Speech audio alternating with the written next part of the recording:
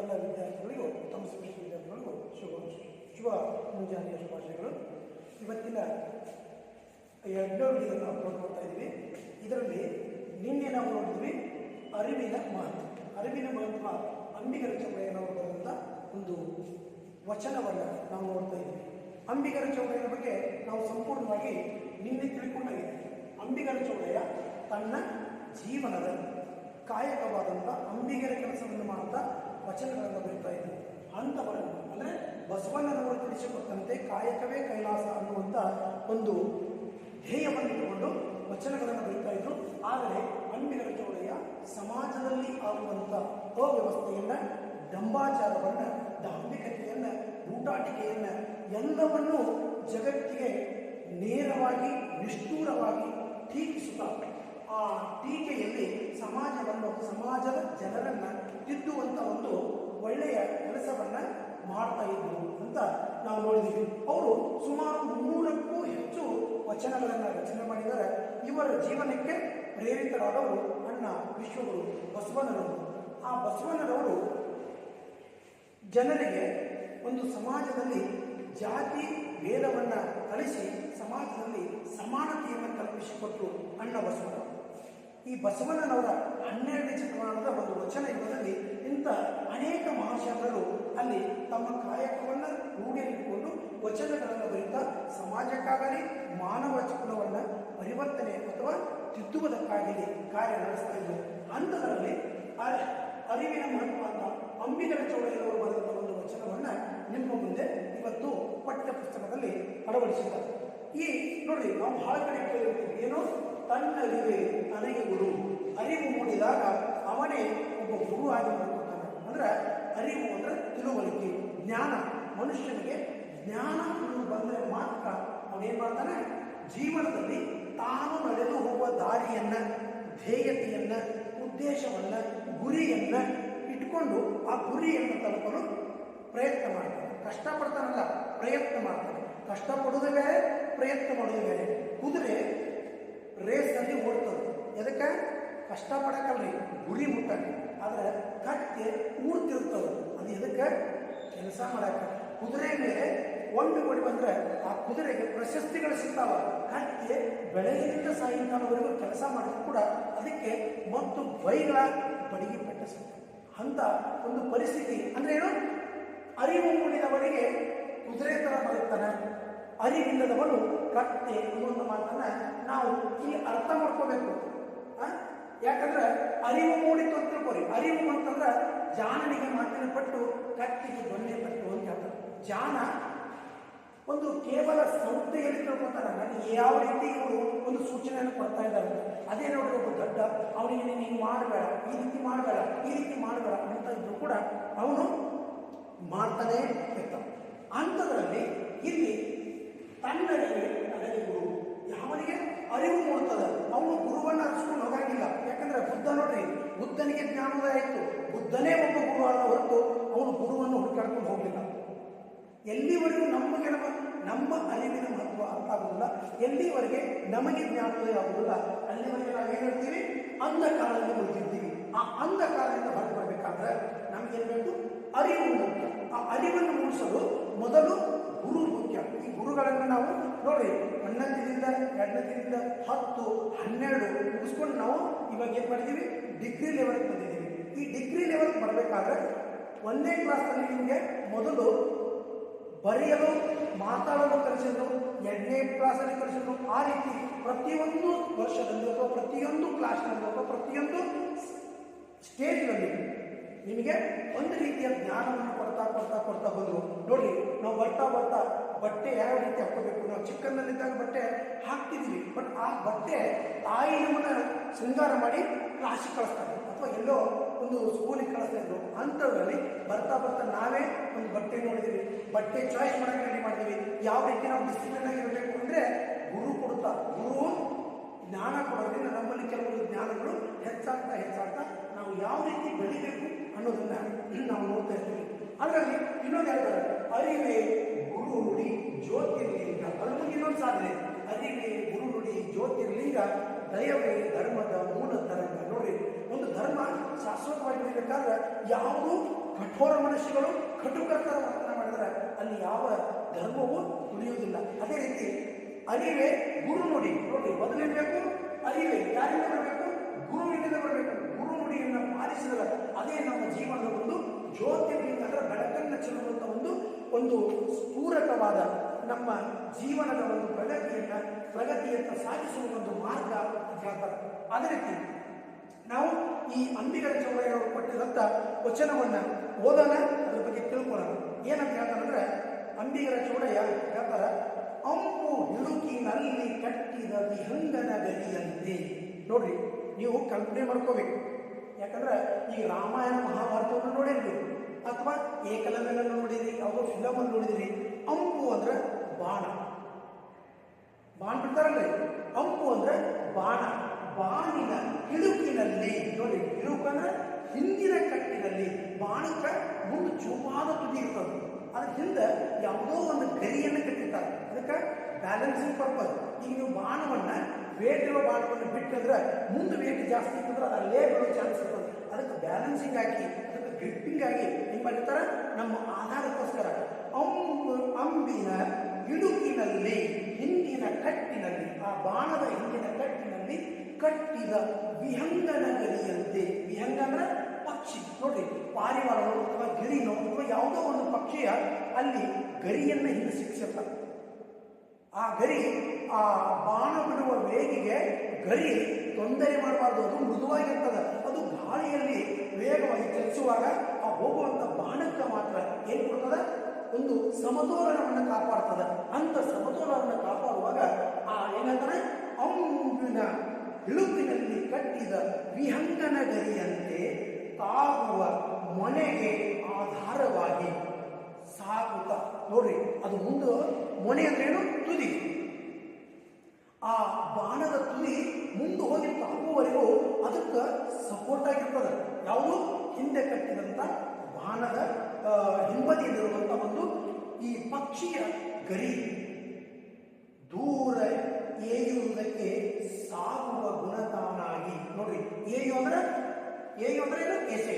ದೂರಕ್ಕೆ ಎಸೆದಾಗ ಆ ಎಸೆಯುವಂಥ ಬಾಣದ ತುದಿಗೆ ಆಧಾರವಾಗಿ ಸಾಗುವ ಅಂದ್ರೆ ಪ್ರಯಾಣವನ್ನು ಬೆಳೆಸುವ ಗುಣ ತಾನಾಗಿ. ನಾವು ಹೊಡೆದದ್ದೇನೋ ಬಾಣವನ್ನ, ಆ ಗರಿಗೆ ಏನು ಮಾಡಿವೇನ್ರಿ ನಾವು? ಇಲ್ಲ. ಆ ಗರಿ ಕೂಡ ಆ ಮುಂದಿನ ಗುರಿಯ ಸಮತೋಲನದಲ್ಲಿ ಹೋಗ್ತಾ ಇರ್ತದೆ. ಕ್ರೀ ಅಂದ್ರೆ ಕ್ರಿಯೆ, ಈ ಕೆಲಸ, ಕಾಯಕ. ಕ್ರೀ ಅರುವಿನ ವೇದದ ನೆರಿಗೆಯ ಕಾವನಕ್ಕ. ನೋಡ್ರಿ, ಅರುವಿನ ವೇದದ ರೀತಿಯನ್ನ, ಆ ಕ್ರಿಯೆ ಏನಪ್ಪ ಅಂದ್ರೆ ಬಾಣ, ಹೊಡೆದ ಬಾಣ ತಾನಾಗಿ ಹೋಗ್ತಾ ಇದ್ರು ಕೂಡ ಅದರ ಬ್ಯಾಲೆನ್ಸ್ಕ್ಕಾಗಿ, ಅದರ ಸಪೋರ್ಟ್ಕ್ಕಾಗಿ, ಅದಕ್ಕೆ ಆಧಾರವಾಗಿ ನಾವು ಏನು ಕಟ್ಟಿರ್ತೀವಿ? ಪಕ್ಷಿಯ ಗರಿಯನ್ನು ಕಟ್ಟಿರ್ತೀವಿ.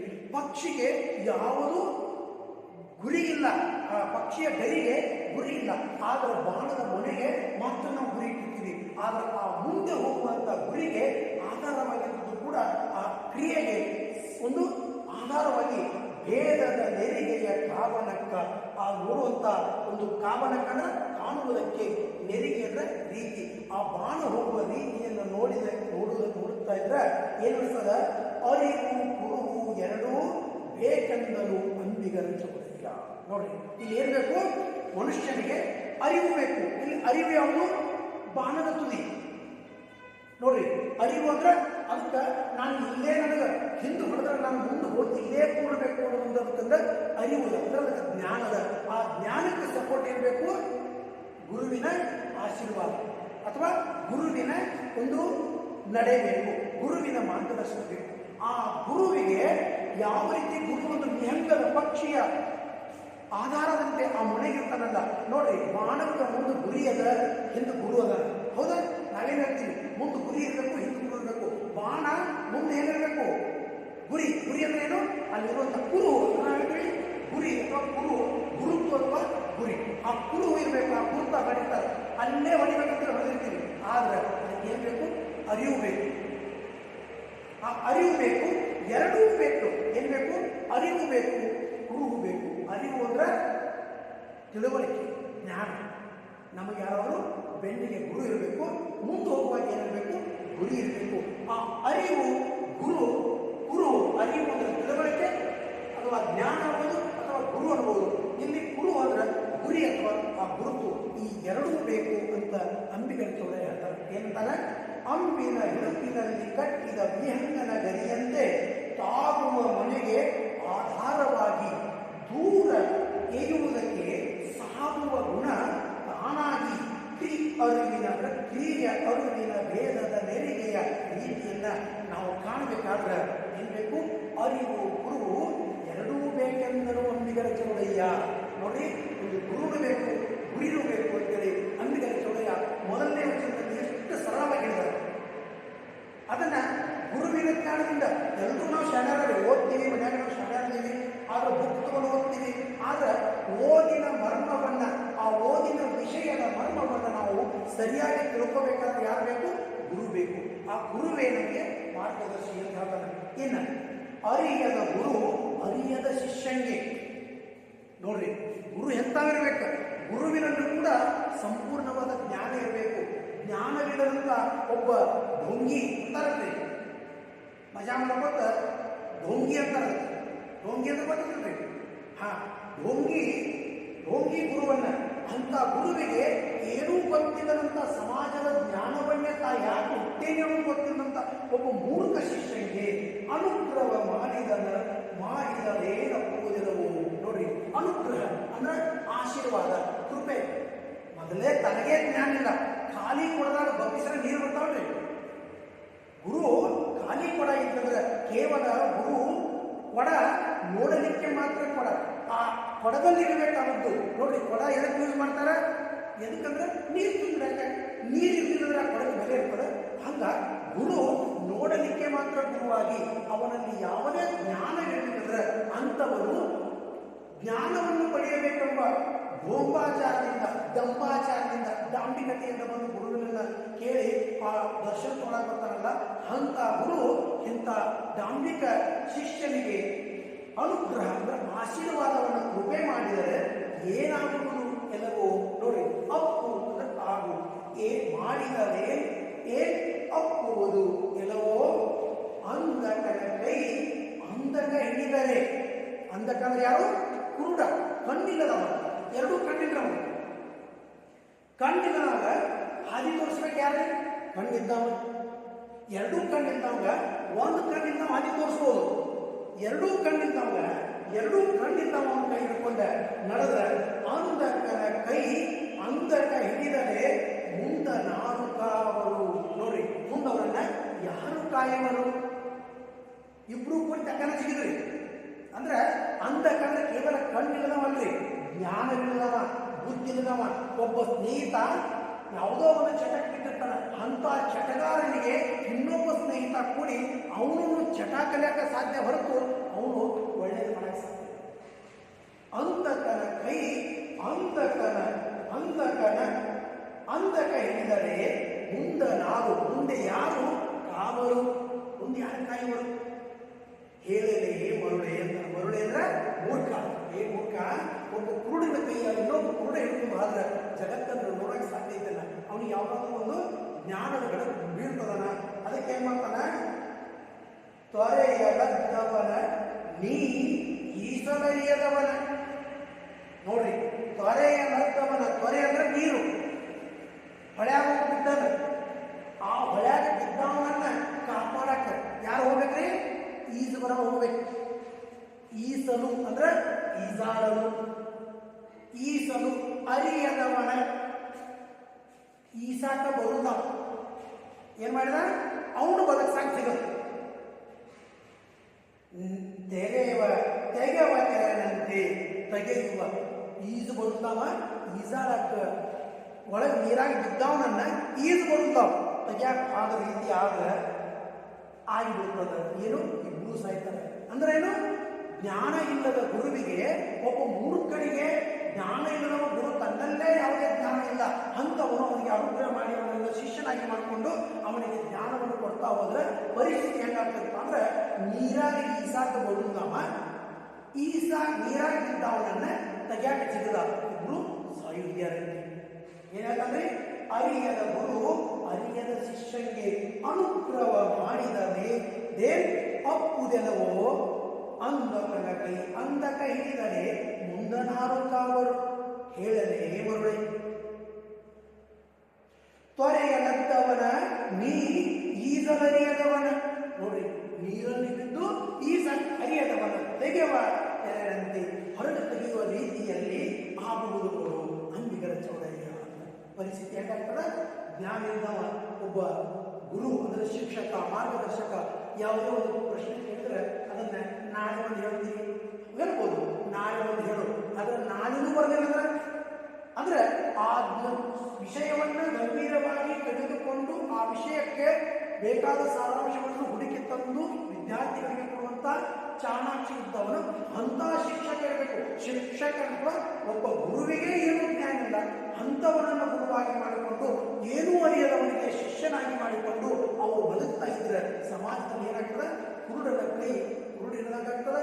ಎರಡನೇದು ನೀರಾಗಿ ಬಿದ್ದಾವನ್ನ ಈಜು ಬರೋ ನೀರಾಗಿದ್ದಾನೆ ಅವನನ್ನು ತೆಗಿಯಕ್ಕ ಈಜಬಾರದವರು ಹೋಗಿ ಇಬ್ಬರೂ ತಾವು ತಮ್ಮ ಸಂಸಾರವನ್ನ ಹೊಣೆಗಾಣಿಸಿಕೊಂಡ್ರು ಅನ್ನುವಂಥ ಮಟ್ಟಿಗೆ ಅದನ್ನ.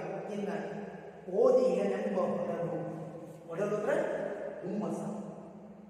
ಮನುಷ್ಯ ಏನಿರ್ತದೆ? ನಾವು ಬಹಳ ಓದೀನಿ. ಓದಿಹನೆಂಬ ಒಡಲು, ಇಲ್ಲಿ ಒಡಲು ಅಂದ್ರೆ ಹೊಟ್ಟೆ ಹುಮ್ಮಸ. ನಮ್ಗೆ ಹೆಂಗಿರ್ತದ್ರಿ? ತೃಪ್ತಿ ಐತಿ, ಒಂದು ಹೊಟ್ಟೆಗೆ ಹೇಳ್ತೀನಿ. ನಾಳೆಗೆ ತೃಪ್ತಿ ಐತಿ. ಸಿಹಿ ತಿನ್ನೋದೇನ್ರಿ? ಜಿಲೇಬಿ ತಿನ್ರಿ, ಹೊಟ್ಟೆಗೆ ಹಾಕದ. ಭಾಳ ಬೆಂಚಿತ್ತಪ್ಪ ಇವತ್ತ, ನನಗೆ ಜಿಲೇಬಿ ಯಾಕೆ ಅಕ್ಕಿ ಒಳಗೆ ಹೊಟ್ಟೆ ಹೇಳ್ತದ? ಇಲ್ಲ. ಜ್ವರ ಬಂದಾವ, ಬಾಯಿನ ಹೊಲಸಾಗಿರ್ತದ, ಜಿಲೇಬಿ ಒಂದು ಕೊಡ್ರಿ, ಉಪ್ಪಿನಕಾಯಿ ಕೊಡ್ರಿ, ಏನು ಕೊಡ್ತೀರಿ ಕೊಡ್ರಿ. ಅವೇನು ಹೇಳ್ತಾರೆ? ಸ್ವಲ್ಪ ಮಣ್ಣು ತಿನ್ನಂಗ ಅಂತಾನೆ. ಅದೇ ರೀತಿ ಓದಿಯನೆಂಬ ಹೊಡೆದು, ನಾವು ಭಾಳ ಓದಿನೆಂಬಂತ ಹುಮ್ಮಸ.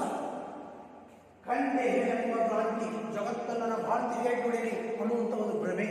ನಾವು ಏನೇ ತಿರುಗಾಡು ಪ್ರಪಂಚದ ಒಂದು ಅಣುವಿನಷ್ಟು ಜ್ಞಾನವನ್ನು ಪಡ್ಕೊಳ್ಳೋಕ್ಕಾಗೋದಂತ. ಯಾಕಂದ್ರೆ ಸಾಗರದಾಗ ಹೋಗಿ ಸಮುದ್ರ, ಪೆಸಿಫಿಕ್ ಸಾಗರ, ಅಟ್ಲಾಂಟಿಕ್ ಸಾಗರದಾಗ ಹೋಗಿ ಒಂದು ಬಹುಶಃ ನೀರು ಕುಡಿದ ನಾವು ಸಾಗರ ಕುಡಿದಪ್ಪ ಅಂತ ಹೇಳಿರಲ್ಲ. ಸರ್ವರಿಗೆ ಹೇಳಿಯನೆಂಬ ತೇಜಸ್ಸು. ನನಗೆ ಬಹಳ ಜ್ಞಾನ ಐತಿ, ನಾನು ಎಲ್ಲರಿಗೆ ಹೇಳ್ತೀನಿ. ನೋಡಿ, ಸಿದ್ದೇಶ್ವರ ಸ್ವಾಮಿ ಪ್ರಾಜೆಕ್ಟ್ ಕೇಳಿ ಯಾವತ್ತಾದ್ರೂ ನಾ ಇಷ್ಟು ಓದಿನಿ ಅಂತ ಹೇಳ್ತಾರೇನ್ರಿ? ತಮ್ಮ ಇರುವಂಥ ಜ್ಞಾನದ ಒಂದು ಸಂದೇಶವನ್ನ ಒಂದು 60 ನಿಮಿಷಗಳಲ್ಲಿ ಮಾತ್ರ ನಿರ್ದೇಶ ಕೊಡಬೇಕು, ಅಷ್ಟು ಕೊಟ್ಟು ಹೋಗ್ತಾರೆ. ನಮಗೇನಿಸ್ತದೆ? ಒಂದು ಸಿದ್ದೇಶ್ವರ ಹೋಗಿ ನಾನು 1 ತಿಂಗಳ ಪ್ರವಚನ ಕೇಳೀನಿ, 3 ತಿಂಗಳ ಪ್ರವಚನ ಕೇಳಿ ನನಗೆ ಬಹಳ ಜ್ಞಾನದ ಇಲ್ಲ. ಅವರೇ ನಿನಗೆ ಜ್ಞಾನವನ್ನು ಕೊಡಬೇಕಾದ್ರೆ ಅವರೇ ಜ್ಞಾನ ಇಲ್ಲ, ಪಡಿಬೇಕಾದ್ರೆ ಇನ್ನೂ ಓದ್ತಾ ಇದ್ದಾರೆ. ಅಂಥದ್ರಲ್ಲಿ ಸರ್ವರಿಗೆ ಹೇಳಿ ಎಂಬ ತೇಜಸ್ಸು ಇಂತಿವೆಲ್ಲವೂ ಇದಿರಿಗೆ ಹೇಳೇ ತನ್ನ ಉದರದ ಕಕ್ಕುಲತೆಯಲ್ಲದೆ ಆತ ಅರಿವಿಂಗೆ ಒಳಗಲ್ಲ ಎಂದ ಅಂಬಿಗರ ಚೌಡಯ್ಯ. ನೋಡ್ರಿ, ನಾವು ಬಹಳ ಓದೇನೆಂಬಂತ ಹುಮ್ಮಸ ಭ್ರಾಂತಿ ತುಂಬಿಕೊಂಡಿತ್ತು. ಎಂತದ? ಕಂಡೆ ಎಂಬ ಭ್ರಾಂತಿ ಸರ್ವರಿಗೂ ಹೇಳಿ. ನೋಡಿ, ಎಲ್ಲರಿಗೂ ನಾನೇ ಹೇಳಬೇಕು. ನಾವು ಹೇಳ್ತೀವಿ, ನನಗೆ ಭಾಷಣ ಸ್ಟೇಜ್ ಮೇಲೆ ಕೊಡ್ತಿದ್ರೆ ನಾನು ಮಾತಾಡ್ತಿದ್ದೆ, ಭಾಳ ಚಂದ ಮಾತಾಡ್ತಿದ್ದೆ. ಮೈಕ್ ತಗೊಂಡು ಹೋಗಿ ಸ್ಟೇಜ್ ಮೇಲೆ ನೆನೆಸಲಿ 2 ಮಾತಕ್ಕೆ ನಾನಿದ್ದು ದೊಡ್ಡ. ಯಾಕಂದ್ರೆ ಆ ಮಾತಿನ ವಿಷಯದ ಸಂಗ್ರಹಣೆ ಇಲ್ಲ. ಅಲ್ಲಿ ಯಾವ ಮಾತನ್ನು ಮಾತಾಡಬೇಕಾಗಿತ್ತು ಆ ವಿಷಯದ ಸಂಗ್ರಹಣೆ ನಮ್ಮ ಹತ್ರ ಇರಲಿಲ್ಲ. ಅವಾಗ ನಾವೇನು ಮಾಡ್ತೀವಿ? ಯಾವುದಾದ್ರೂ ಒಳ್ಳೆ ಮಾತಾಡ್ತಾ ನಾವು ದೊಡ್ಡ ಪಂಡಿತರು ಅಂತ ತಿಳ್ಕೊತೀವಿ. ಸರ್ವರಿಗೆ ಹೇಳಿ ಎಂಬ ತೇಜಸ್ಸು. ನಾವು ಎಲ್ಲರಿಗೆ ನಾನಂತಿ ಹೇಳ್ತಿರುವಂಥ ಒಂದು ಜ್ಞಾನ, ಪ್ರಕಾಶ ಅಥವಾ ಗರ್ವ. ತೇಜಸ್ಸು ಅಂದ್ರೆ ಇಲ್ಲಿಯ ಪ್ರಕಾರ ತೇಜಸ್ಸು ಅಂದ್ರೆ ಬೆಳಕು ಅಲ್ಲ, ಜ್ಞಾನ ಅಲ್ಲ. ಇಲ್ಲಿ ಈ ಪಾಠದ ಪ್ರಕಾರ, ಪದ್ಯದ ಪ್ರಕಾರ ನಾವು ಗರ್ವ ಅಂತ ತಿಳ್ಕೋಬೇಕು. ಇದೆಲ್ಲವೂ ಇವೆಲ್ಲ ಯಾವುದು? ಹುಮ್ಮಸ, ಭ್ರಾಂತಿ, ಗರ್ವ, ಇವೆಲ್ಲ ಇದಿರಿಗೆ ಹೇಳಿ. ಇದೆಲ್ಲ ನಿಮಗೆ ಹೇಳಕಂದ್ರೆ ಅದು ತನ್ನ ಉದರದ ಕಕ್ಕುಲತೆ. ಕಕ್ಕುಲತೆ ಅಂದ್ರೆ ವ್ಯಾಕುಲತೆ ಅಥವಾ ಡಂಬಾಚಾರ. ನಾನು ಬಹಳ ಶಾಣೆ ಅನ್ನುವಂಥದ್ದು ವಿಚಾರವನ್ನ ನಾವು ಹೇಳಿದಾಗ ಆಗ್ತದೆ.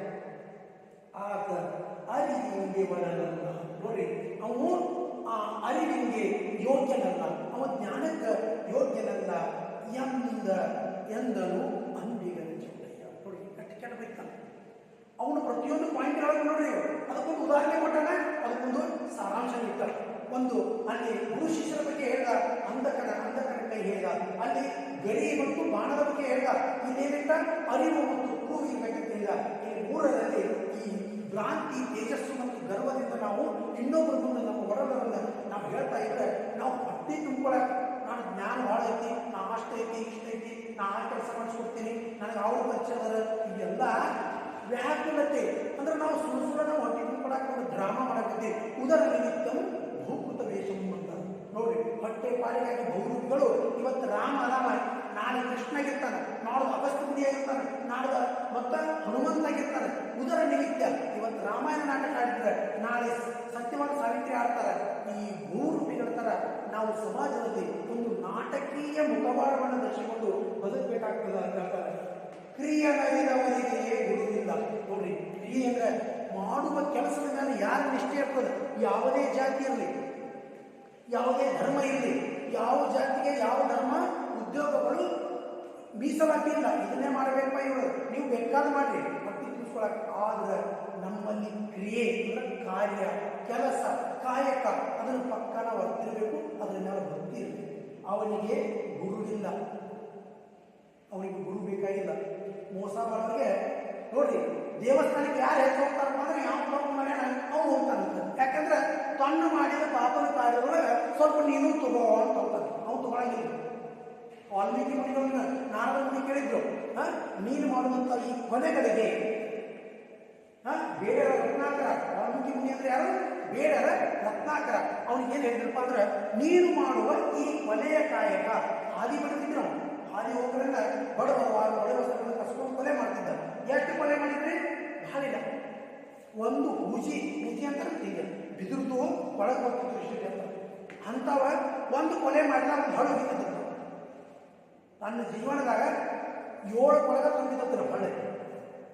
ಅಂತ ಒಬ್ಬ ಬೇಡರ ರತ್ನಾಕರ ನಾರದ ಮುನಿಗಳಿಗೆ ಕೇಳ್ತಾರೆ, ನಾನು ಇಲ್ಲೇ ಇದ್ದೀನಿ, ನೀನು ಈ ಮಾಡುವಂತ ಪಾಪ ಕೃತ್ಯಗಳಿಗೆ ಈ ಪಾಪವನ್ನ ನೀನು ಒಬ್ಬನೇನೋ ನಿನ್ನ ಹೆಂಡತಿ ಮಕ್ಕಳು ತಗೋತಾರೋ. ಅವಾಗ ಏನಂತಾರೆ, ನನ್ನ ಹೆಂಡತಿ ಮಕ್ಕಳು ನಾನು ದುಡ್ಡು ಮಾಡಾಕತ್ತೀನಿ, ಅವ್ರಿಗೋಸ್ಕರ ಅವ್ರು ತಗೊಳಕಬೇಕಲ್ಲ ಅಂತ. ಅವಾಗ ಏನಂತಾರೆ, ನಾನು ಇಲ್ಲೇ ಇರ್ತೀನಿ, ನೀನು ಹೋಗಿ ಮನೆಗೆ ಹೋಗಿ ತಿಳ್ಕೊಂಡು ಬಾ ಅಂತ. ಅವಾಗ ಅವ್ರ ಮನೆಗೆ ಹೋಗಿ ತಿಳ್ಕೊಂಡು ಬಂದಾಗ ಏನು ಹೇಳ್ತಾರೋ ಅವ್ರು ಹೇಳ್ತಾರೆ, ನೀನು ನನ್ನ ಮದುವೆ ಮಾಡ್ಕೊಂಡು ಮಕ್ಕಳಲ್ಲಿ ನಮ್ಮನ್ನೆಲ್ಲ ಜೋಪಾನ ಮಾಡೋದು ನಿನ್ನ ಕರ್ತವ್ಯ, ಅದು ನೀವು ಹೆಂಗಾರ ಕರ್ತವ್ಯ. ಯಾವ ಕಾರ್ಯದಿಂದಲೂ ಮಾಡಿಕೊಂಡು ನಮ್ಗೆ ಹಾಕಿದ್ರು ಕೂಡ ನಾವು ತಿಂದು ನಾವು ಬದುಕ್ತೀವಿ. ಆದ್ರೆ ಪಾಡು ಪಾಪ ನಿಂದು ಮಾತ್ರ, ಆ ಪಾಪ ಕಾರ್ಯಕ್ಕೆ ನಾವು ಹೊಣೆಯಲ್ಲ ಅಂತ ಹೇಳ್ತಾರೆ. ಅವಾಗ ಅವನು ಮನ ಪರಿವರ್ತನೆಯಾಗಿ ಒಂದು ತಪಸ್ಸನ್ನು ಮಾಡಿದ.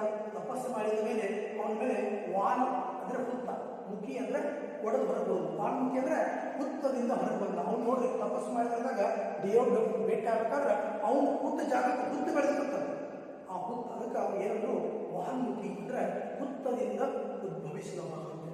ಆ ರೀತಿಯಾಗಿ ಏನಂತಾನೆ, ಕ್ರಿಯನರಿದವರಿಗೆ ಗುರುವಿಲ್ಲ, ಆಚಾರ ಕೊಳರಿದವನಿಗೆ ಲಿಂಗವಿಲ್ಲ. ಬರೇ ಲಿಂಗ ಪೂಜೆ ಮಾಡಿಕೊಂಡು ನಾನು ಲಿಂಗ ಕಟ್ಕೊಂಡಿನಿ, ಆಚಾರ ಇಲ್ಲ, ನಾಲಿಗೆ ಶುದ್ಧ ಇಲ್ಲ, ಕೆಟ್ಟ ಕೆಟ್ಟಗಳ ಬೈತಾನೆ, ಆಹಾರ ಪತ್ತೆ ಇಲ್ಲ, ಹೊಲಸೋಸು ತಿಂತಾನೆ, ಕೆಟ್ಟವ್ರ ದೋಸ್ತಿ ಕಟ್ತಾನೆ, ಮದ್ಯಪಾನ ಮಾಡ್ತಾನೆ, ಮಾಂಸ ತಿಂತಾನೆ. ಇದನ್ನೆಲ್ಲ ಮಾಡಿ ಒಳ್ಳೆ ಲಿಂಗ ಕಟ್ಕೊಂಡಿದ್ರೆ ಅದು ಅಲ್ಲ. ನಾವು ಲಿಂಗ ಇರಲಿ, ಗುರು ಇರಲಿ, ಆದ್ರೆ ನಮ್ಮ ಮನ ಕಂಚಿ ನಾವು ಬದುಕ್ತಾ ಇದ್ದೇವೆ, ನಾವು ಸತ್ಯವಾಗಿ ಒಳ್ಳೆಯ ರೀತಿಯಲ್ಲಿ ಬದುಕ್ತಾ ಇದ್ರೆ ಅಂಥವನಿಗೆ ಗುರುನು ಬೇಕಾಗಿಲ್ಲ, ಅವನಿಗೆ ಲಿಂಗ ಪೂಜೆನೂ ಬೇಕಾಗಿಲ್ಲ. ಉತ್ಪತ್ತಿ ಸ್ಥಿತಿ ಲಯ ಅವನಿಗೆ ಜಂಗಮವಿಲ್ಲ. ಜಂಗಮ ಅಂದ್ರೆ ಮಾರ್ಗದರ್ಶಕ. ನಾವೇನೋ ಜಂಗಮ ಅಂದ್ರೆ ಯಾರು?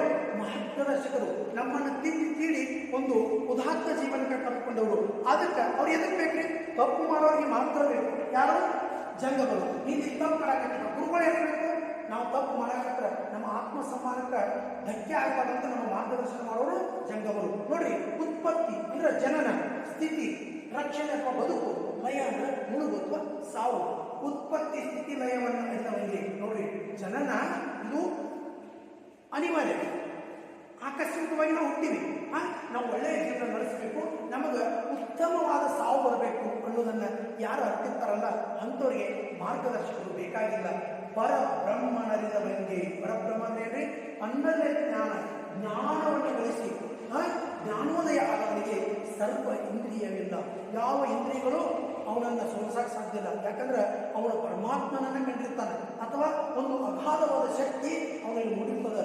ಆ ಕಣ್ಣು, ಮೂಗು, ಬಾಯಿ ಈ ನೋಡ್ರಿ ತಿನ್ನುವ ರುಚಿ ಅವನಿಗೆ ಇರಂಗಿಲ್ಲ. ಯಾಕಂದ್ರೆ ಅಲ್ಲಾದವಾಗಿ ಜೀವಿಸ್ತಿರ್ತಾನೆ. ಯಾವುದನ್ನ ನೋಡಿದ್ರು ಕೆಟ್ಟ ಮನೆ ಬರುವುದಿಲ್ಲ. ಒಂದು ಕೆಟ್ಟ ವಿಚಾರಗಳನ್ನ ಅಥವಾ ಯಾವುದಾದ್ರೂ ಒಂದು ಕದ್ದು ಮಾತುಗಳನ್ನು ಕೇಳುವಂಥ ವಿಚಾರದಲ್ಲ.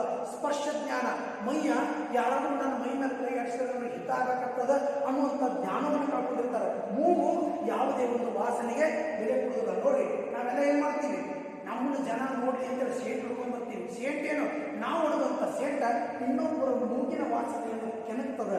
ಆ ಕೆಣಕಿ ಅವರ ಅಂತರಂಗವನ್ನು ಚಂಚಲ ಮಾಡ್ತದೆ. ಅಂತ ಒಂದು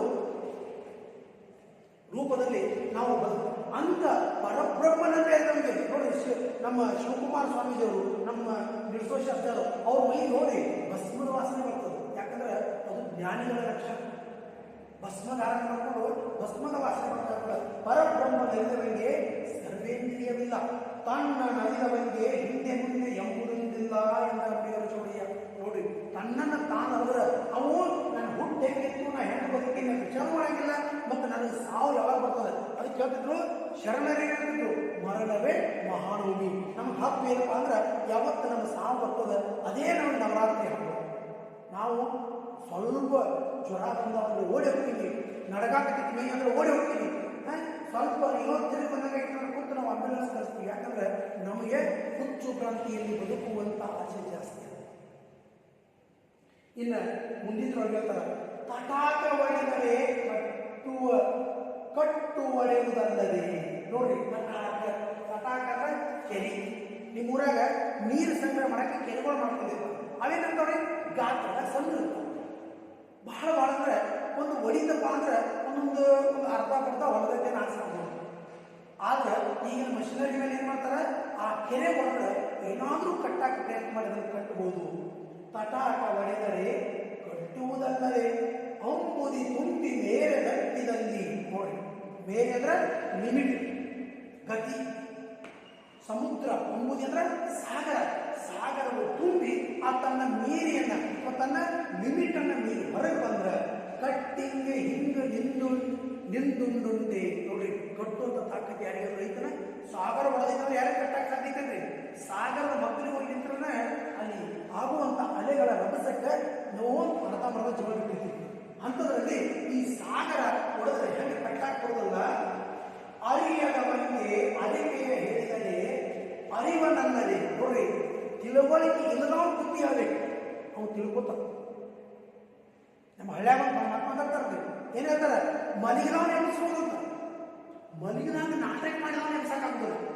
ಯಾಕಂದ್ರೆ ಮಲಗಿದವ ನಿದ್ದೆ ತಿಳ್ಕೊಂಡು ಕೈ ಹೆಚ್ಚಿದ್ರೆ ಸಡನ್ ಎತ್ಕೊಂತಾನೆ. ಎಚ್ಚರ ಎತ್ಕೊಂಡು ಕಣ್ಣು ಮುಚ್ಕೊಂಡು ಸುಮ್ಮನೆ ನಾಟಕ ಮಾಡ್ತಾನಲ್ರಿ, ಅವ್ನು ನೀವು ಹಕ್ಕು ಸರಿ ಅಲ್ಲಿಗಾಡ್ತಾರೆ.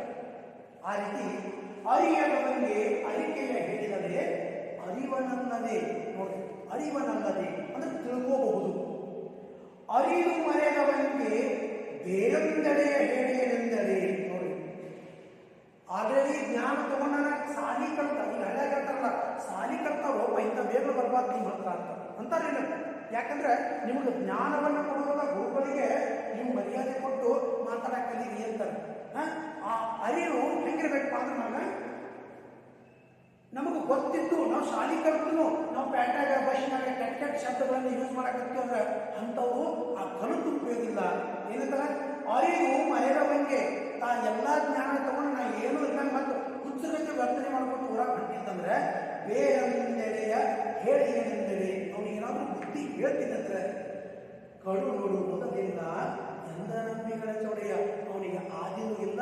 ಕಡು ಅಂದ್ರೆ ಕಡೆ ಅಂದ್ರೆ ಆದಿ, ನಡು ಅಂದ್ರೆ ಕಡೆ ಅಂದ್ರೆ ಅಂತ್ಯ, ಆ ನಡು ಅಂದ್ರೆ ಆದಿ, ಮೊದಲಂದ್ರೆ ಆದಿ, ನಡು ಅಂದ್ರೆ ಮಧ್ಯ. ಆದಿ ಮಧ್ಯ ಅಂತ್ಯಗಳಿಲ್ಲ, ಅವನಿಗೆ ತಳಾನ ಇಲ್ಲ. ಏನಂತಾನೆ, ತಟಾಕವನೆ ನಡೆ ಕಟ್ಟುವರೆಯುವುದಲ್ಲದೆ ಅಂಬುದಿ ತುಂಬಿ ಮೇಲೆ ಗಟ್ಟಿದಲ್ಲಿ ಕಟ್ಟಿಂಗೆ ಹಿಂಗಿ ನಿನ್ನುಡುಂತೆ. ಅರಿಯದವನಿಗೆ ಅರಿಕೆಗೆ ಹೇಳಿದರೆ ಅರಿವಿನಲ್ಲದೆ ಅರಿವು ಮರೆಯದವನಿಗೆ ಬೇರೆಂದಡೆಯ ಹೇಳಿಯನೆಂದರೆ ಕಡು ನಡು ಕಡೆ ನಡು ಮೊದಲಿಲ್ಲ ಅಂಬಿ ಎಂದ ನಂದಿಗಳ ಚೌಡಯ್ಯ. ನೋಡಿ, ಅಲ್ಲೇನೇನ ಇಲ್ಲಿ ಎಲ್ಲ ಗೊತ್ತೈದು ನಾಟಕ ಮಾಡಿ ಬದುಕವ್ರು ಹೆಂಗಪ್ಪ ಅಂದ್ರೆ ಅಂಥವ್ರಿಗೆ ಗೊತ್ತಿಲ್ಲವ್ರಿಗೆ ಬುದ್ಧಿ ಹೇಳಿದ್ರೆ ಸಣ್ಣ ಕೆರಿ ಒಡಗಡೆ ಕಟ್ಟಬಹುದು.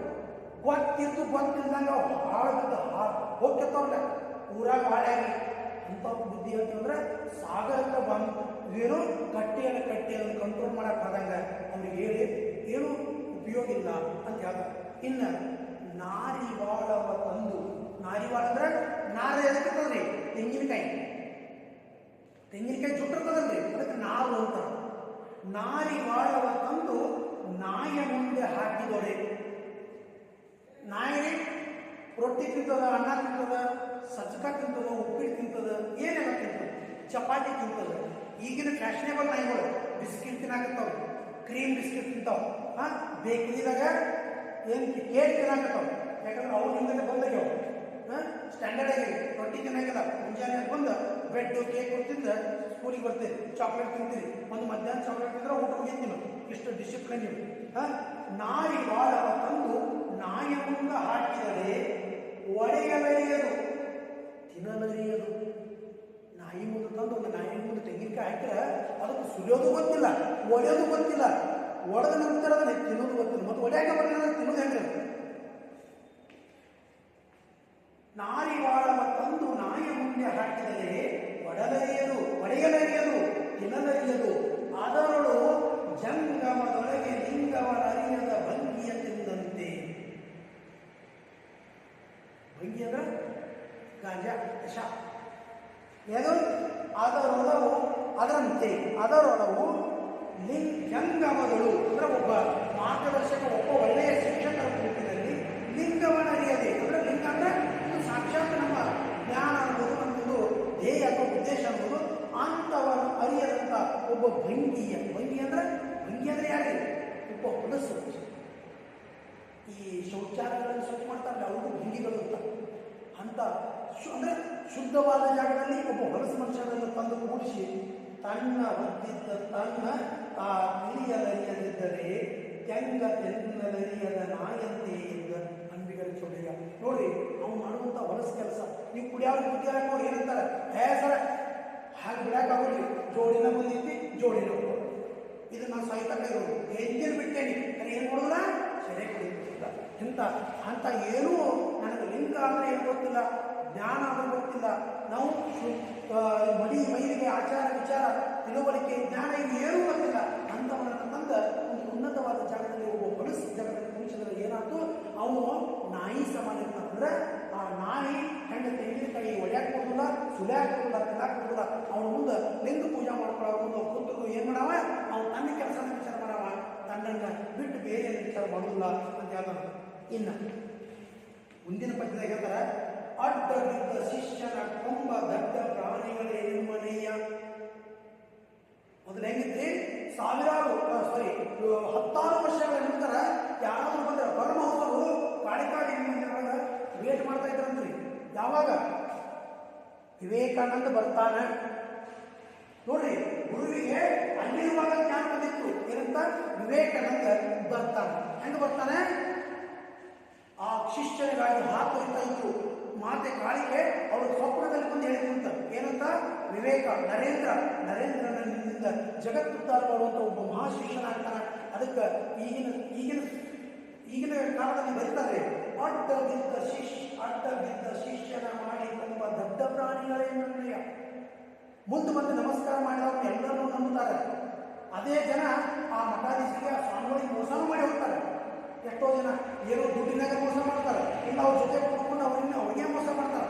ಅಂಥವರನ್ನ ಇವರು ಒಳ್ಳೆ ಶಿಷ್ಯ ಅಂತ ಹಿಡಿಯದೆ ಅವನನ್ನ ತನ್ನ ಶಿಷ್ಯನಾಗಿ ಮಾಡಿಕೊಳ್ತಾರೆ. ಅವರು ದೊಡ್ಡ ಪ್ರಾಣಿಗಳು ಅಂತ ಹೇಳ್ತಾರೆ. ಏನೇನು ಅರಿಯದ ಎಡ್ಡ ಮಾನವರಿಗೆ ಉಪದೇಶ ಮಾಡುವ ಬಡ್ಡ ಮಾನವ ಮುಖವನ್ನು ತೋರಿರಯ್ಯ. ನೋಡ್ರಿ, ಏನೂ ಗೊತ್ತಿಲ್ಲ. ಯಾರು? ಎಡ್ಡ ಅಂದ್ರೆ ಮೂರ್ಖ, ದೊಡ್ಡ ಶಿಕಾಮಣಿದ್ರು ನಾವು.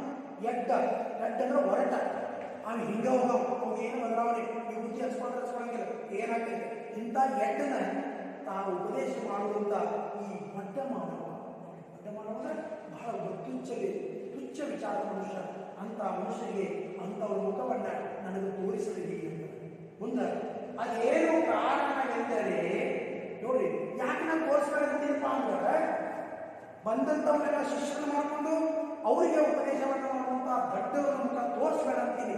ಯಾಕಪ್ಪ ಅಂದ್ರೆ ಆ ಮೂಢ ಜೀವಿಯ ಪ್ರಪಂಚ ಕಳೆಯಲಿಲ್ಲ. ನೋಡಿ, ಅಂತ ಶಿಷ್ಯ ಆಗ್ಬೇಕಾದ್ರೆ ಒಬ್ಬ ಮಠಕ್ಕೆ ಅಜ್ಜರಿಂದ ಒಬ್ಬ ಒಳ್ಳೆಯ ಶಿಷ್ಯ ಬರಬೇಕಾದ್ರೆ ಅವನಿಗೆ ಪ್ರಪಂಚದ ಎಲ್ಲ ಸಂಕೋಲೆಗಳು ಕಳೆದಿರಬೇಕು. ತಂದೆ, ತಾಯಿ, ಅಪ್ಪ, ಅವ್ವ, ಮಗ, ಹೆಂಡತಿ ಇಂಥವು ಯಾವ ಸಂಕೋಲೆ ಪ್ರಪಂಚವನ್ನು ಕಳೆದಿರಬೇಕು. ಆ ಸಂಕೋಲೆ ಅಂದರೆ ಬಿಡುಗಡೆ, ಆ ಬೇಡಿಯಿಂದ ಬಿಡುಗಡೆ ಇರಬೇಕು. ಅವನ ಪಂಚೇಂದ್ರಿಯಗಳು ಇನ್ನೇನೇನೆ ಪಂಚೇಂದ್ರಿಯಗಳು ಕಣ್ಣು, ಮೂಗು, ಕಿವಿ, ಚರ್ಮ ಮತ್ತು ಬಾಯಿ. ಈ ಪಂಚೇಂದ್ರಿಯಗಳು ಸಪ್ತ ವ್ಯಸನಗಳು ಅಷ್ಟ ಮದಗಳೆಂಬ ಪಟ್ಟಿ ಗುಣಗಳನ್ನು ಬಿಡಿಸಲಿಲ್ಲ.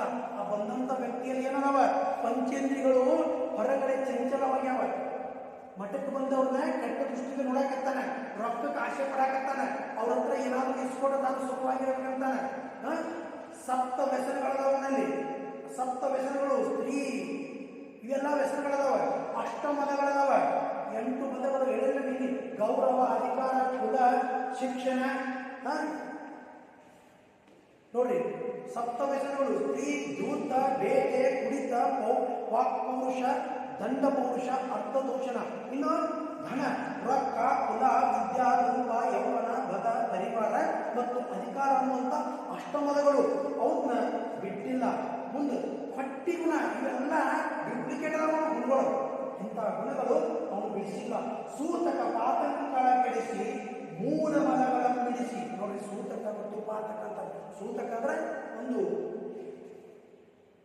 ಅಪವಿತ್ರತೆ, ಪಾತಕ ಅಂದ್ರೆ ಪಾಪ. ನೋಡಿ, ಅದು ಎಲ್ಲಿ ತಿನ್ನಬೇಕು, ಎಲ್ಲಿ ಉಳಿಬೇಕು, ಯಾರ ಮನೆಗೆ ಬರಬೇಕು, ಯಾರ ಜೊತೆ ಹೆಂಗಿರ್ಬೇಕು, ಆ ಸೂತಕ ಗೊತ್ತಿಲ್ಲ. ಪಾತಕ ಅವನು ಸಾವಿರಾರು ಪಾಪಗಳನ್ನು ಮಾಡ್ತಾನೆ ಬಂದಿದ್ದಾನೆ, ಅವತ್ತು ಬಿಡಿಸಿಲ್ಲ. 3 ಮದಗಳನ್ನು ಬಿಡಿಸಿ. 3 ಮದಗಳು ಯಾವುವು? ಮಾಯಾಮದ, ಅನವಮಲ ಮತ್ತು ಕಾರ್ಮಿಕ ಮದಗಳು. ಈ ಮಾಯಾಮಲ ಅಂದ್ರೆ ಏನ್ರಿ? ಕಣ್ಣಿಗೆ ಕಾಣುವಂತ ಮರೀಚಿಕೆಯನ್ನು ಬೆನ್ನತ್ತಿದಂಗೆ ನಮ್ಗೇನದ ಅದ್ರೊಳಗೆ ನೋಡ್ರಿ. ಮಾಯಾಮದ ಅಂದ್ರೆ ಒಂದು ಸಣ್ಣ ಉದಾಹರಣೆ ಕೊಡ್ತೀನಿ. ಸತ್ತ ಪ್ರಾಣಿಯ ಮಾಂಸವನ್ನ ನಾಯಿ ತಿಂತಿರ್ತದೆ. ಸತ್ತ ಪ್ರಾಣಿಯ ಮಾಂಸವನ್ನ ನಾಯಿ ತಿಂತಿರ್ತದೆ. ಆ ನಾಯಿಯ ನಾಲಿಗೆ ಆ ಮೂಳೆ ಚುಚ್ಚಿ ಚುಚ್ಚಿ ಚುಚ್ಚಿ ಎಲುಬು ತಿನ್ನುವಲ್ದಾಗ ಮಾಂಸ ಎಲ್ಲ ಮುಗಿದಿರ್ತದೆ, ಕೇವಲ ಎಲುಬು ಉಳಿದಿರ್ತದೆ. ಆದರೂ ಆ ನಾಯಿಯ ನಾಲಿಗೆಗೆ ಆ ಮೂಳೆ ಚುಚ್ಚಿ ಚುಚ್ಚಿ ರಕ್ತ ಬರ್ತಿರ್ತದೆ. ಆ ತನ್ನ ರಕ್ತದ ಸ್ವಾದ ತನಗ ಬರ್ತಿರ್ತದೆ. ಅವಾಗ ನಾಯಿ ಏನು ತಿಳ್ಕೊತದ, ಈ ಮೂಳೆಯಲ್ಲಿ ರಕ್ತ ಇದ. ಇಂಥ ಒಂದು ಮಲಗಳದ ಕಾರ್ಮಿಕ ಮಲ. ಕರ್ಮದಲ್ಲಿ ಕಾರ್ಮಿಕ ಅಂದ್ರೇನು? ಕರ್ಮವನ್ನು ಮಾಡೋರಿಗೆ ಕಾರ್ಮಿಕ ಅಂದ್ರೆ ಕೆಲಸವನ್ನ, ತನ್ನ ಕರ್ಮವನ್ನು ಬಿಟ್ಟು ಅನ್ಯ ಎಲ್ಲ ಕೆಟ್ಟ ಕೆಲಸಗಳನ್ನು ಮಾಡುವಂತ ಒಂದು ವಿಚಾರವನ್ನು ಇಟ್ಕೊಂಡವ. ಪ್ರತಿಯೊಂದನ್ನು ನೋಡ್ರಿ, ಲಾಭ ನನಗೆ ಬೇಕು. ನೋಡಿ, ಎಲ್ಲಿ ದುಡಿಯಾಕೊಂಡಿರ್ತಾನೆ, ಐಬಚ್ಚಿರ್ತಾನೆ. ಯಾರ ಮನೆಗಾದ್ರು ಅಂದ್ರೆ ನಾಷ್ಟ ಮಾಡಿಸ್ತಾರೆ, ಯಾರ ಮನೆಗಾದ್ರೆ ಅವ್ರು ಇನ್ನೂ ಚಾಯ್ ಹಾಕ್ತಾರೆ ಅಂತಾರೆ. ಇಂಥ ಒಂದು ಕಾರ್ಮಿಕ ಮಲ, ಈ ಮಲಗಳನ್ನು ಎಬ್ಬಿಸಬೇಕು. ಮುಕ್ತಿ ಪಥವ ನರುವಿನಲ್ಲಿಲ್ಲ, ಮಹಾಶೂನ್ಯ ನಿರಾಳ ನಿರಂಜನ ನಿರ್ಗುಣ. ನೋಡಿ, ಮುಕ್ತಿ ಅಂದ್ರೆ ಮೋಕ್ಷ. ಮೋಕ್ಷದ ಹಾದಿಯಲ್ಲಿ ಅವನು ಹೆಜ್ಜೆ ಇರುವಂತ ಯಾವ ಗುಣಗಳು ಇಲ್ಲ. ಮಹಾಶೂನ್ಯ ನಿರಾಳ ನಿರಂಜನ ಲಿಂಗವ. ನೋಡ್ರಿ, ಲಿಂಗ ಶೂನ್ಯ ಸಂಪಾದನ. ಶೂನ್ಯ ನೋಡ್ರಿ, ಅಲ್ಲಿ ಯಾವುದೇ ಒಂದು ಲಿಂಗ ನೋಡಕ್ಕಾಗ ಯಾವುದೇ ಒಂದು ಬೈಕ್ ಇಲ್ಲ, ಒಂದು ಪತ್ರಿ ಇಟ್ಟಿರ್ತಾರೆ, ಅಲ್ಲಿ ಯಾವ ಬಂಗಾರ ಬೆಳ್ಳಿ ಯಾವಾಗ ಇರೋದಿಲ್ಲ. ನಿರಾಳ, ಇದ್ದಕ್ಕಿದ್ದಂಗ ಸತ್ಯವನ್ನು ಆಡ್ತಾವ. ನಿರಂಜನ, ಯಾವತ್ತೂ ಮನಸ್ಸು ಪ್ರಸನ್ನವಾಗಿ ಇನ್ನೊಬ್ಬರ ಏಳಿಗೆಗಾಗಿ ತನ್ನ ಮನವನ್ನು, ತನ್ನ ಕಾಯಕವನ್ನು ಮಾಡ್ತಾರೋ. ಕರ, ಮನ, ಭಾವ ಸರ್ವಾಂಗದಲ್ಲಿ ತುಂಬಿ ನಿತ್ಯ ನೆಂದೆನಿಸಲಿಲ್ಲ. ಆ ಶ್ರೇಷ್ಠ ಹೆಂಗದಾನ, ಇನ್ನೊಬ್ರಿಗೆ ಒಳ್ಳೇದು ಮಾಡಬೇಕು, ನಾನು ಸಮಾಜಕ್ಕೆ ಒಳ್ಳೇದು ಮಾಡಬೇಕು ಅಂತ ಹೇಳಿ ಕರ, ಮನ ಮತ್ತು ಭಾವ, ಮನಸ್ಸು, ಕೈ ಮತ್ತು ಭಾವನೆಯಲ್ಲಿ ಅವು ತುಂಬಿಕೊಂಡಿಲ್ಲ. ಇದನ್ನರಿಯದ ವ್ಯಕ್ತ ಕಾಯರುಗಳ ಗುರುವೆಂದರೆ ಅದು ನನ್ನ ಬಂದಂಥ ಶಿಷ್ಯನಲ್ಲಿ ಈ ಗುಣಗಳು ಇಲ್ಲ ಅನ್ನೋದನ್ನು ಹಿಡಿಯೇ ಇರುವಂಥ ವ್ಯಕ್ತ ಕಾಯಗಳು ಅಂದ್ರೆ ಈ ಸುಮ್ಮನೆ ಕಾರ್ಯವನ್ನು ಮಾಡುವಂಥವ್ರಿಗೆ ಗುರುವೆಂದರೆ ಪ್ರಮಥರು ಮೆಚ್ಚುವುದಿಲ್ಲ. ಪ್ರಮಥರು ಅಂದರೆ ಶರಣರು, ಗಣಗಳು. ಪ್ರಮಥ ಗಣಗಳು ಅಂದರೆ ಶಿವನ ಒಟ್ಟೋರಣದಲ್ಲಿರುವಂಥ ಗಣಗಳು ಅಂದ್ರೆ ಆ ಗಣಾಧಿಪತಿಗಳೆಲ್ಲ ಗಣಗಳು ನಮ್ಮನ್ನು ನೋಡ್ತಿರ್ತಾರೆ. ಅವು ಯಾವ ಮೆಚ್ಚುವುದಿಲ್ಲ. ಪ್ರಮಥರು ಮೆಚ್ಚುವರೇ ಇಂಥ ಗುರು ಶಿಷ್ಯರೇವರು ಪ್ರಜ್ಞಾನಿಗಳು. ಒಳ್ಳೆಯ ಗುರುವನ್ನು ಆರಿಸಿಕೊಂಡಾಗ ಬರದವನು ಮತ್ತು ಈ ಎಲ್ಲ ವ್ಯಸನಗಳನ್ನ, ಸಪ್ತ ವ್ಯಸನಗಳನ್ನ, ಮಲಗಳನ್ನ, ಪಂಚೇಂದ್ರಿಯಗಳನ್ನ ಎಲ್ಲ ಬಿಟ್ಟು ಮುಕ್ತಿ ಮಾರ್ಗವನ್ನು ಅರಿಯದೇ ಜೀವನ ನಡೆಸಕ್ಕೆ ಬಂದವರಿಗೆ ಏನಂತಾರೆ, ಅವರಿಬ್ಬರು ಕೂಡ ಅಜ್ಞಾನಿಗಳು, ಜ್ಞಾನವಂತರಲ್ಲ. ಅವರು ಇಹಲೋಕ ಪರಲೋಕಕ್ಕೆ ಹೊರಗಂಟ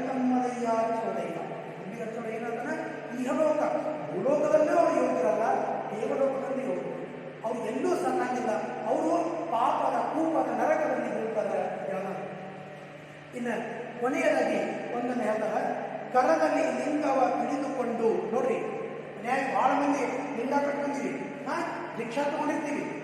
ಏನಂತ ಎರಡು ಲಿಂಗ ಪೂಜೆ ಮಾಡೋದು, ಚಾ ಕುಡಿದು. ಲಿಂಗ ಪೂಜೆ ಮಾಡೋದು, ಚಾ ಕುಡಿಯಂಗಿಲ್ಲ, ದೇವರ ಮಾಡೋದಿಲ್ಲ ಅನ್ನುವಂಥ ಒಂದು ಭ್ರಮೆ ಇರ್ತದೆ. ಕೈಯೊಳಗ ಕರದಲ್ಲಿ ಲಿಂಗವ ಹಿಡಿದುಕೊಂಡು ಕಣ್ಣು ಮುಚ್ಚಿ ಸರಜಪಮಾಲೆಯ ಬೆರಳಿನಿಂದ ಎಳೆದೆಳೆದು ಎನಿಸುತ್ತ.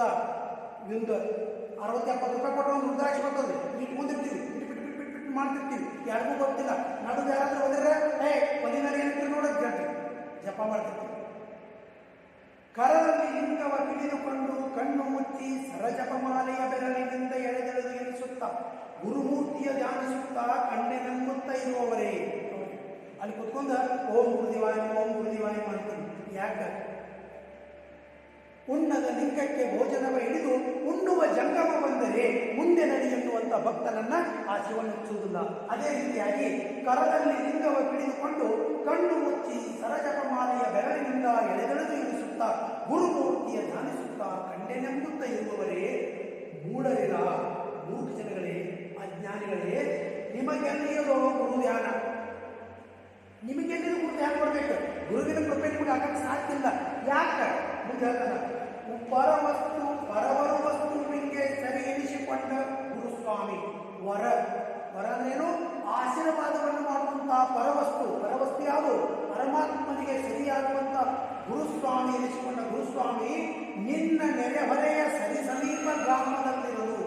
ನಿನ್ನ ಅಕ್ಕಪಕ್ಕದ ಊರಿನಲ್ಲಿ ನಿನಗೆ ದೀಕ್ಷಾ ಕೊಟ್ಟು ನಿನಗೆ ಶಿಕ್ಷಣ ಕೊಟ್ಟಂತಹ ಗುರು, ನಿನ್ನ ಗುರುವೇ ಪಕ್ಕದ ಊರಿನಲ್ಲಿರುವಾಗ ಅವರನ್ನು ಲೆಕ್ಕಿಸದೆ. ನೋಡ್ರಿ, ವಿದ್ಯಾರ್ಥಿಗಳು ಬಹಳ ಜನ ನೋಡಿ, ನಾವು ಬಸ್ಸಿನಾಗ ಕೂತ್ರ ಆಟ ಮುಖ ಮಾಡಿ ಚರ್ಚೆ ಮಾಡ್ತಿರ್ತಾರೆ. ಗುರು ಆದಾವ ಇವತ್ತಂದ್ರೆ 1ನೇ ಕಳಿಸ್ರಿ ಅಥವಾ 10ನೇ ಕಳಿಸ್ರಿ 5ನೇ ಕಳಿಸ್ರಿ, ಯಾವಾಗ ನಿಮ್ಗೆ ಗುರು ಆದವ ಬಸ್ಸಿನಾಗ ಕೈಚಿ ಹಿಡ್ಕೊಂಡು ನಿಂತಿರ್ತಾನೆ. ಆ ಗುರುವಿಗೆ ಎಷ್ಟು ಸ್ನಾನ ಕೊಡೋದಿಲ್ಲ. ಅಂಥವ ನಮಸ್ಕಾರಿ ಗುರುಗಳ ಅನ್ನೋದ್ರಿಂದ ನಾವು ಒಬ್ಬ ಮಹಾಶಯ ಅಲ್ಲ, ಒಬ್ಬ ಒಳ್ಳೆಯ ವ್ಯಕ್ತಿ ಆಗಕ್ಕೆ ಸಾಧ್ಯ ಇಲ್ಲ. ಅದೇ ರೀತಿ ಕರದಲ್ಲಿರುತ್ತ ಗುರುಪಟ್ಟಂತ ಲಿಂಗವನ್ನು ಕರದಲ್ಲಿ ಇಟ್ಕೊಂಡು ಅದಕ್ಕೆ ವಿಭೂತಿಯನ್ನು ಧಾರಣ ಮಾಡಿ ಕಣ್ಣನ್ನು ಮುಚ್ಚಿಕೊಂಡು ಜಪಮಾಲೆಯನ್ನು ಬೆರಳಿನಿಂದ ಎಳೆದೆಳೆದು ಎನಿಸುತ್ತಾ ಗುರುವಿನನ್ನು ನಾನು ಕಂಡೆ, ಗುರುವಿನ ಬಲ ನನಗೆ ಸಿಗುತ್ತದೆ ಅಂತ ನಾವು ತಿಳ್ಕೊಂಡಿದ್ರೆ ಅದು ತಪ್ಪು. ಯಾಕಂದ್ರೆ ಆ ವರ ಕೊಡುವುದು ಯೋಗ್ಯನಾದಂಥ ಗುರುವು ಪರವಸ್ತು, ಅಂದ್ರೆ ಶಿವನಿಗೆ ಸಮಾನನಾದಂಥ ಗುರುವು ನಿನ್ನ ನೆರೆಹೊರೆಯ ಪಕ್ಕದ ಊರಿನಲ್ಲಿರುವಾಗ, ನೆರೆಹೊರೆಯ ಗ್ರಾಮದಲ್ಲಿರುವಾಗ ಅವರನ್ನು ಲೆಕ್ಕಿಸದೆ ಅವನಿಗೆ ಯಾವ ರೀತಿ ಮುಂದೆ ಕೊಡುತ್ತದೆ, ಅವನ ಕಷ್ಟ ಸುಖಗಳನ್ನು ಕೇಳದ ಸಮೀಪ ಗ್ರಾಮದಲ್ಲಿರಲು ಅವರನ್ನು ಲೆಕ್ಕಿಸದೆ ಉದಾಸೀನವ ಮಾಡಿಕೊಂಡು ಇರಬೇಕು. ಪಡಿ ಅಲ್ಲಿ ಜನ ಅಲ್ಲಗಳನ್ನು ಮಾತಾಡ್ತಾ ನಿನ್ನ ಕುಂಭ ಉಡುವ ಸಿರಿ ಸಂಪತ್ತಿನಳು ಅವರನ್ನು ಸತ್ಕರಿಸದೆ ನೀನು ಕುಂಭ ಉಂಡು ಉಡುವ ತೊಡುವಂತ ಸಿರಿ ಸಂಪತ್ತಿನಳು, ಅವರೇನು ದೊಡ್ಡ ಜಮೀನು ಬೇಡಿಲ್ಲ, ನೀನು ತಿಂದು ಉಂಡು ಬದುಕುತ್ತಿರುವಂತಹ ಸಂಪತ್ತಿನಲ್ಲಿ ಅವರನ್ನೇ ಸತ್ಕರಿಸದೆ. ಯಾವಾಗಲೂ ಅವರು ಕರೆದಿರೇನ, ಒಮ್ಮೆ ಪಾದ ಪೂಜೆ ಮಾಡ್ಯಾನ, ನಿಮಗೆ ಕರೆಸಿದಂಥ ಗುರುವಿಗೆ ಎಲ್ಲಾದರೂ ಮನೆ ಕರ್ಕೊಂಡೋಗಿ ಅವರನ್ನು ಸನ್ಮಾನ ಮಾಡಿದಾನ, ಕರದಲ್ಲಿ ನೋಡಿ ಗಂಡಿಗನೆಂದು ಆ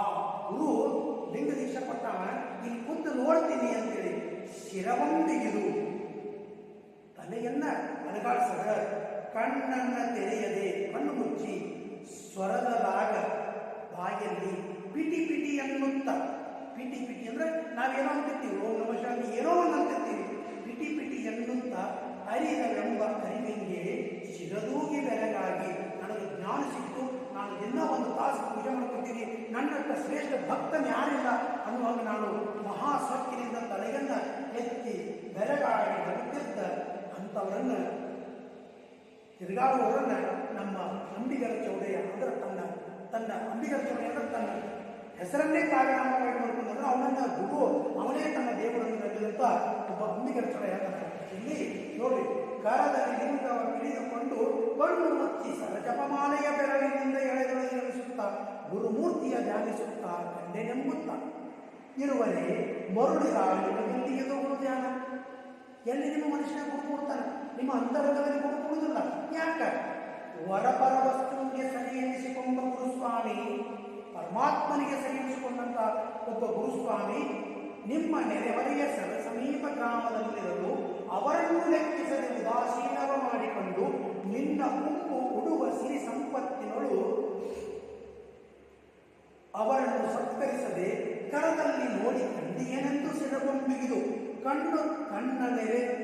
ಕಣ್ಣನೇ ತೆರೆಯದೆ ಸ್ವರದಲಾಗ ಪಿಟಿ ಅನ್ನುತ್ತ ಅರಿತವೆಂಬ ಅರಿವಿಗೆ ಸುರದೂಗಿ ಬೆರಗಾಗಿ ಏನಂತಾನೆ ನಗುತ್ತಿದ್ದ. ನೀ ಮಾಡುವ ಆಟ ನೋಡಿ ಆ ಪರಮಾತ್ಮ ಕೂಡ ತಲೆ ಅರಿಗಾಡಿಸಿ ನೀನು ಬದ್ದಲ ಅಲ್ಲಿ ಕೂತ ನಗಾಕತ್ತಾನೆ ಅಂತೇಳಿ ಹೇಳ್ತಾರೆ ನಮ್ಮ ಅಂಬಿಗರ ಚೌಡಯ್ಯ. ಈ ಅಂಬಿಗರ ಚೌಡಯ್ಯ ಅನ್ನೋ ಪದ್ಯ ಮುಗಿತು. ಈ ವಿಡಿಯೋವನ್ನು ವೀಕ್ಷಿಸಿ ಇದರಲ್ಲಿ ಬರುವಂಥ ಪ್ರಶ್ನೆಗಳನ್ನು ಅಥವಾ ಚರ್ಚೆಗಳನ್ನು ನೀವು ನಿಮ್ಮ ಮನೆಯಲ್ಲಿ ಬರೆದು ರೆಡಿ ಮಾಡಿ. ಕಾಲೇಜ್ ಯಾವಾಗ ಸ್ಟಾರ್ಟ್ ಆಗ್ತದೆ ಗೊತ್ತಿಲ್ಲ, ಆಯ್ತಂದ್ರೆ ನೀವು ಈಗ ರೆಡಿಯಾಗಿ ಬರ್ಬೇಕಂತ ಹೇಳಿ ಈಗ ಪಾಠಕ್ಕೆ ವಿರಾಮ.